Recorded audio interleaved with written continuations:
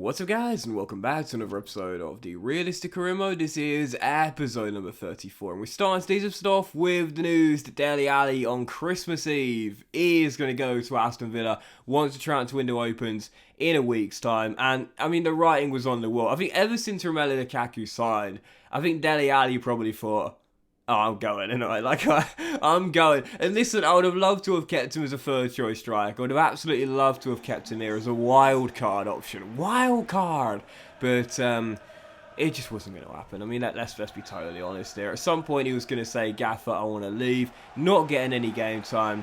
And it wouldn't be fair to stand in his way. I said I'd try and sell him to a realistic place. And I think Aston Villa, based on the way the save has gone, is quite a realistic destination. A mid-table Premier League side. And he wouldn't get the game time here, but he definitely will there. Dele, we appreciate your service, especially after last year, and thanks very much for our run to the EFL Cup final.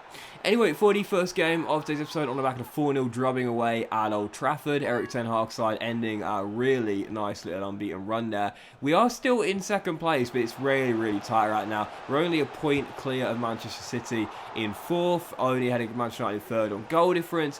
We're 6 points behind Liverpool leading the way right now. And we're only 6 points off Arsenal in, I think it's 6. No, sorry, 2. 2 points off Arsenal in 6. Sorry, got my notes wrong there. In 6th right now. So it's very tight indeed in the race for a European place. It's been a really tight season so far. So heading into the first game of today's episode, Graham Potter's Chelsea coming to get against the Park. We needed to respond in this game. If we are to finish in the top 4, which is what the board are asking for us to do, we can't lose to the traditional Big Six every time we face them. So we needed to bounce back. We had the worst possible start. Patrick Schick made it 1-0. Chelsea took the lead. We would respond through Steffi Mavididi. Rare goal scorer, but we'll take it. Makes it 1-1. It was a really eventful first half. Chance after chance, drama after drama. And with 3 minutes to go before the half-time break, Romelu Lukaku, first fixture against Chelsea since leaving them, gets a Chelsea player sent off. Oh yeah, the former Barca midfielder Pedri dives in from behind, takes down the Belgian. It is a definite penalty, and Chelsea go down to 10. It was crazy because the first half was played at 100 miles an hour, and it was like half time, the boys were too gassed to do any more football in the second half, just passed the ball around, very little going on, but what a moment it would have been. I brought Dele Alli off the bench with 10 minutes to go, his farewell game at Goodison, and I thought he was going to win it. His header cleared off the line after Mendy got a touch on it, and it remained at 1-1. I thought he was going to win the game, and there was a minute to go. Pickford launched the kick out wide. Mavididi outpaces Kante, rolls it across to the middle, and Dele Alli wins it for Everton. And the former Spurs and MK Dons man, with his final kick as an Everton player, wins us the game and says farewell in the best possible fashion. Third goal of the season, first in the Premier League, one in the Carabao Cup, one in the Europa League, and his sole goal this season in the Premier League is a walk-off game winner as Dele Alli comes off the bench and wins it. What a moment. And that means that halfway through the table right now, half of the season, the table, with 3 points behind Liverpool, cut the gap on Klopp's side in second right now, still ahead of the Red Devils on goal difference, and we're now gone 4 points clear of Arsenal in fifth. So that's a massive win there, and I said it against Chelsea. We had to bounce back. We simply had to bounce back. You can't afford to lose consecutively if you want to be battling with the Big Six. You've got to respond as soon as you drop points, and you can't afford to always lose against a Big Six team either. So that was massive, absolutely massive win. And what a way for Dele Alli to depart, man. We love to see it. Final game, final touch, walk-off game winner against Chelsea. We love to see it. Dele, we'll always love you, bro. Appreciate it very much. Thanks to the 15 mil. Well, the board skimming a bit off the top as they do. Lining their pockets. It's more like 12 million. But even so, Dele, appreciate you, bro. Thanks for the memories. And that one of the absolute best. So the window's open. There's 16 million in the budget. You see our fixtures coming in January. FA Cup third round draw is away against Spurs. Very tough game there, no doubt about it. That's going to be a tough one to get through.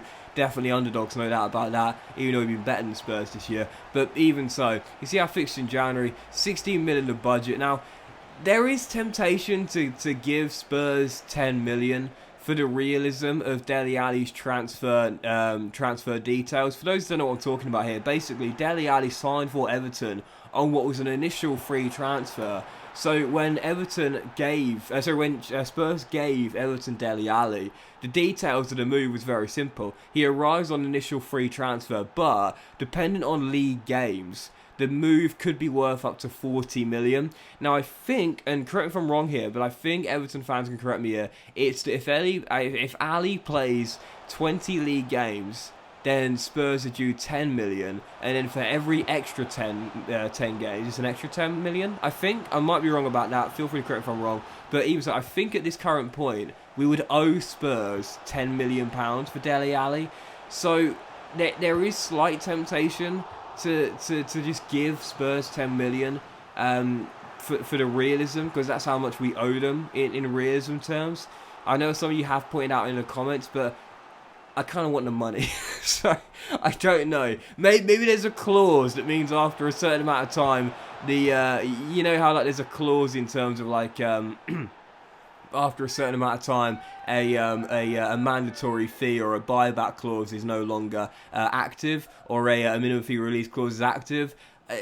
Maybe there's a clause. Someone get the magnifying glass out and read the fine print. Maybe there's a clause in Dele Alli's deal that means that because he spent that year in Turkey, all of those instalment payments got wiped out. I don't know, but even so, I guess I'll have to think about it. But anyway, window's open for now, and we'll see what happens. But the following game, anyway, going away, taking on Wolves here. Really topsy-turvy game here, taking on Wolves. We drew it 2-2. Sanchez, he's so good in FIFA, man, isn't he? Sanchez is so good. Bagged a brace in this game. Was eventually a 2-2 draw with Romelu Lukaku and Hudson-Odoi getting our goals. And then we would have seen this as the January window opened as well.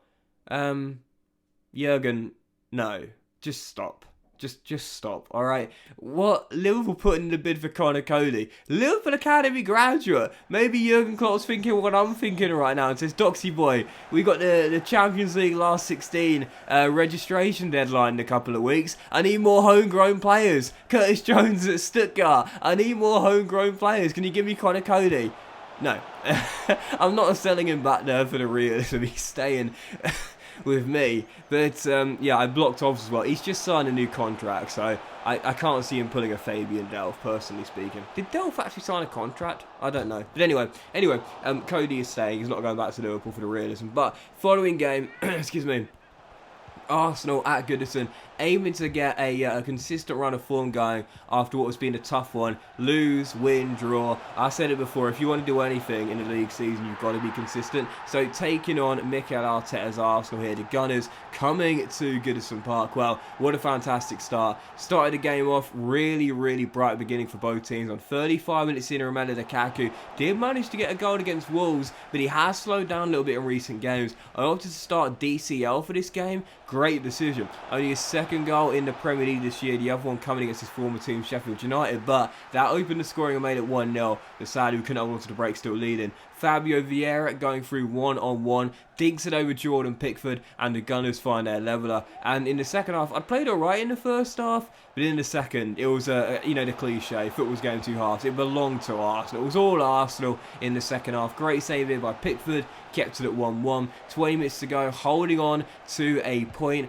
Passing out from the back, once again, giving it away with one of my fullbacks. How often do you see that? This time Michaelenko and El Vieira, who scored the first goal, rolling it across. Martin Odegaard, the Norwegian international, finesses it past Pickford, and the comeback complete. Yeah, from a goal up, we'd surrendered it. We were 2-1 down. Odegaard with the goal to surely give the Gunners the win. And with 13 minutes to go, Catherine Turan beat Skriniar, but it's a great save by Matt Turner as the American keeps it at 2-1. Sadly, we couldn't find a leveller in the end. Final score does see it remain Everton 1, Arsenal 2, and this is a really poor patch of form for the Toffees. Yes, okay, we've had Arsenal, we've had Chelsea, we had Manchester United and Wolves, but whilst they are tough games, 1 win in 4 is not going to cut it. If we want to stay in the top 4, if we want to be in the Champions League next year, 1 win in 4 is not good enough for anyone. Really tough run of form. With that 16 million in the bank after Dele Alli's departure, and now dropping down to 4th place in the table, and only a point clear of Man City in 5th as well. I'm just thinking, well, do I keep that 16 mil and not give it to Spurs and look to maybe reinvest? I guess we'll have to wait and see. But in today's episode of the Realistic Career, guys, big fan for watching. Hope you have enjoyed. If you haven't, like, most of you all have a fantastic day, and I'll see you for the next episode of the Realistic Career Mode very soon.